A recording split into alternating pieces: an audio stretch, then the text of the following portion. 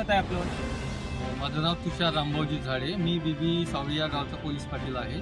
माझी नियुक्ती 25 सप्टेंबर 2023ला झालेली आहे आणि त्या गावच्या देवस्थानची शेतीसुद्धा आहे आणि शेतीसोबतच त्या देवस्थानची जनावरं पण आहे.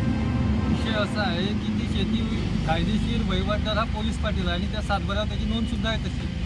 आणि ते असूनसुद्धा पहिलेचे पोलीस पाटील एकामेकाकडे ते गोष्ट फॉरवर्ड करत होते, म्हणजे व्यवहार जो पाहत होता तो पोलीस पाटील पाहत होता.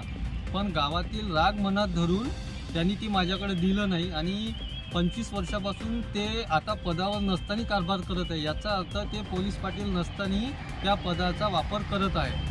दुसरी गोष्ट की त्या देवस्थानचे जे जनावर आहे ते 24 तास माझ्या शेतामध्ये असते. या संदर्भात मी तहसीलदार साहेबांना निवेदन दिलं, पोलीस स्टेशनला तक्रारी दिल्या, पण यांनी गावगुंड आणि काही राजकीय जे ग्रामपंचायत राजकीय लोक आहे त्यांची मदत घेऊन हे प्रकरण दाबण्याचा प्रकार सुरू आहे. माजी पोलीस पाटील पदाचा दुरुपयोग करत आहे. हा, माजी तुमचं पोलीस म्हणणं आहे? पाटील पदाचा दुरुपयोग. त्यांचं नाव काय आहे त्यांचं नाव? विठ्ठल किसन गवाळे.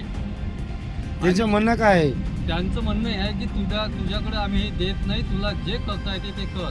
त्यांना मी वाटलं की ठीक आहे, माझ्याकडे नाही द्यायचं, पण या जनावरांचा त्रास जो मला होत आहे तो कमी व्हायला पाहिजे. ते म्हणते की नाही, जनावरं राहिलं तुझं नुकसान हो की काही हो.